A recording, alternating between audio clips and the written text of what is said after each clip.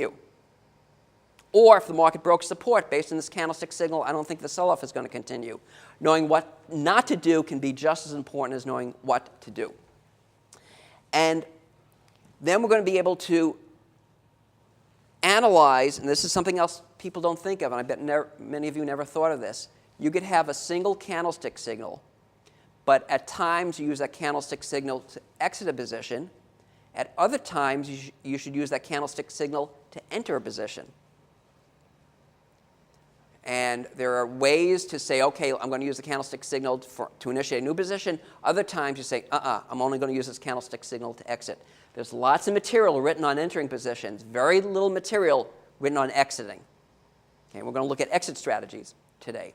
So essentially, by the end of the seminar, you're going to be able to, as our slogan says, be able to trade smarter, trade better, trade safer.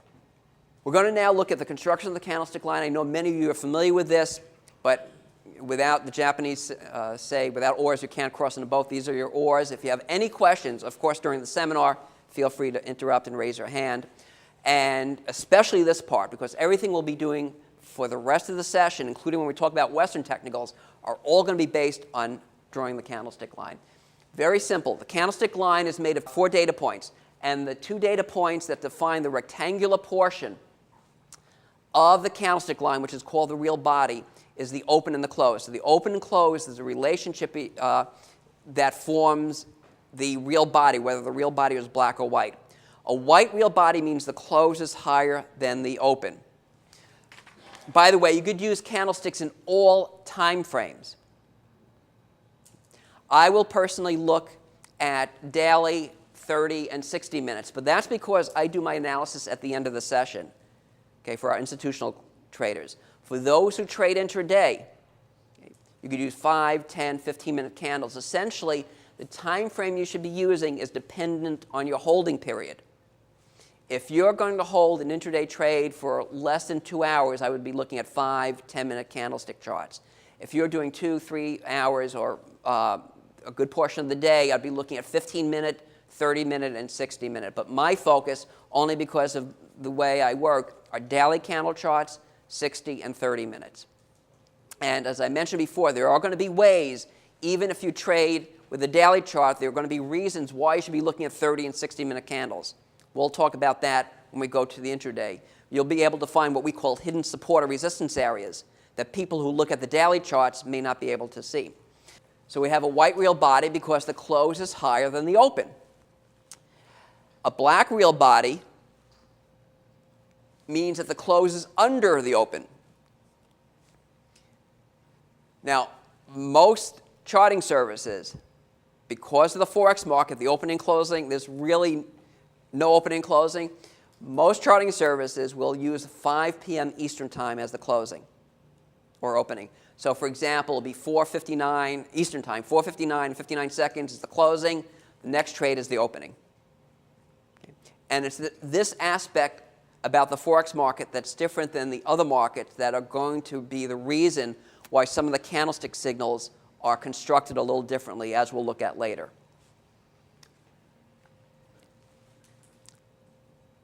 The lines above and below the real body are called the shadows. So we have the upper shadow and the lower shadow.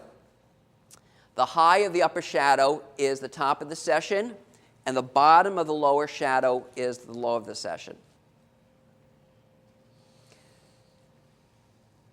Now, I had mentioned some of the benefits you'll be walking away with at the end of the seminar. The early reversal signals, avoiding bad trades. You'll also be able to, and let me explain why, be able to combine candlesticks with your favorite Western charting techniques. And one of the things we'll be talking about today when we did the overview was candles and Western technicals. You know, I'm asked, Steve, if candles are so great, why Western technicals? Well, let me ask you this. What 4 data points do we need to make the candlestick line? Open, high, low, and close. What do we need to make a bar chart? Same thing. And this is really valuable, and this is why I'm able to do seminars for institutions. Whatever Western charting techniques you use, Fibonacci retracements, and I'll show these later on, moving averages, Bollinger Bands, trend lines. Obviously, we don't get volume in the Forex market, but for those who trade non-Forex, volume. Whatever you do in a bar chart, you do in a candlestick chart. But by adding the visual insights of the candles, which we'll be looking at later, if you get a candlestick signal confirming a Western signal, the probability of a trade working is much, much higher.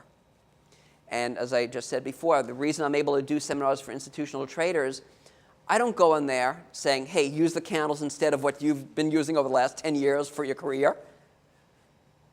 What I suggest is use this in addition to. And that's what I suggest to you. You may have your own favorite Western charting techniques. You may find a moving average works particularly well, an oscillator. Stay with it. Don't give it up. Add the candlesticks to it. This is a very, very powerful aspect of the candles.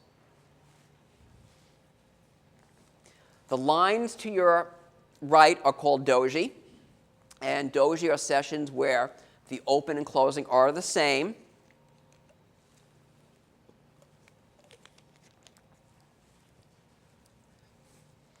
And doji, again because of the Forex, are going to be viewed a little bit differently than non-Forex. So before we move on, are there any questions about the construction of the candlestick line?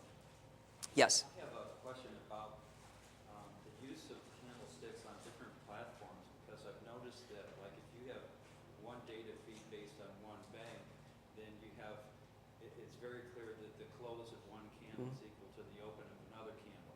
What I would suggest doing, and we're going to look at this in a couple of minutes, is don't be too critical about if one candlestick line is a doji and another one on another platform has it not quite a doji.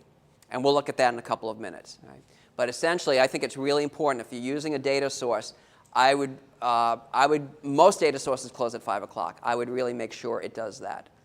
Because most of the people who trade, the institutions, will have it closing at 5 o'clock in New York. Okay. Now, how can we use the candlestick lines? We're going to start looking at single candlestick lines. The Japanese will say the real body is the essence of the price movement.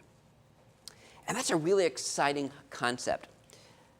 Because what the candlestick line shows is the force behind the move. If we have a long white real body, who's in charge?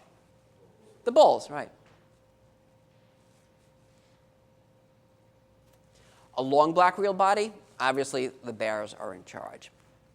Now, as the real body gets smaller and smaller,